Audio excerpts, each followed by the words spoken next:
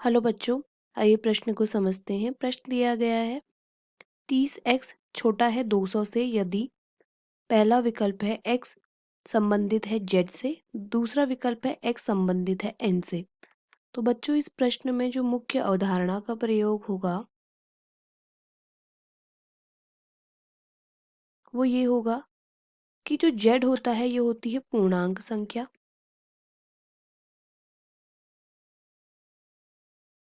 अगर हमें x दिया गया है 1, 2, 3.5, 6.5, 4, -3, 0, अगर हमें इनमें से एक पूर्णांक संख्याओं का समूह बनाना होगा तो वो होंगी एक, हम ले लेते हैं छोटे से बड़े में पूर्णांक संख्याएं, मतलब या तो वो पूरी पूरी होनी चाहिए, दशमलव में नहीं होनी चाहिए। तो -3, 0, 1, 2 और 4 ये होंगी हमारी पूर्णांक संख्याओं का ग्रुप। जहाँ x, यहाँ पे अगर हम लेंगे कि x संबंधित है अगर z से, तो x का समूह कुछ इस प्रकार से होगा। अगर हम n की बात करें तो ये हो जाएगा प्राकृत संख्याएं, जिन्हें हम नेचुरल नंबर भी बोलते हैं। प्राकृत संख्याएं अगर x संबंधित है n से और हमें दिया गया है कुछ नंबर 1, -1, 0, 3, -4, -6, 5, 4, 1 2 ले लेते हैं। तो अगर x संबंधित है n से तो x का जो समूह होगा वो हो जाएगा, प्राकृत संख्याएं होती हैं 1 से अनंत तक, तो यहाँ पे 1, 2, 3, 4, 5 ये हो जाएगा प्राकृत संख्याओं का समूह।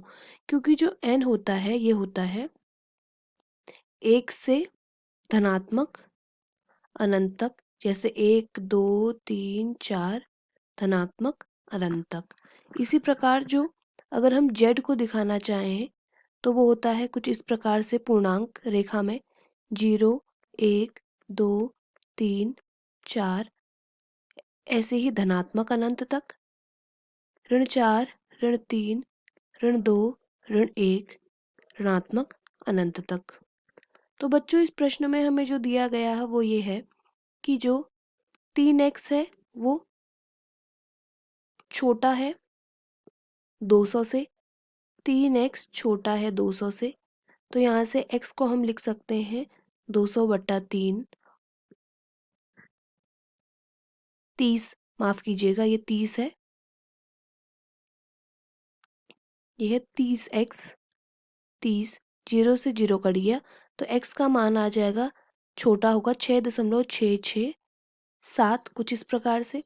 अब x का मान छोटा है 6.667 से, तो पहला विकल्प दिया गया है जो x है वो संबंधित है z से पूर्णांक से, तो इसका मतलब x का अगर एक समूह बनाया जाए तो वो कुछ इस प्रकार होगा, ऋणात्मक अनंत से ऋण 4, ऋण 4 नहीं लेते हम, कुछ इस प्रकार ले लेते हैं, ऋणात्मक अनंत से पूर्णांक है ये, तो ऋण 2, ऋण 1, 0, 1, 2, 3, 4, 5 और 6।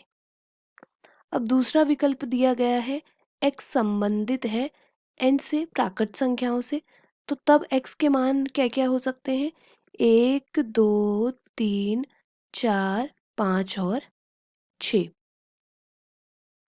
तो बच्चों आशा करते हैं आपको प्रश्न समझ आया होगा। धन्यवाद।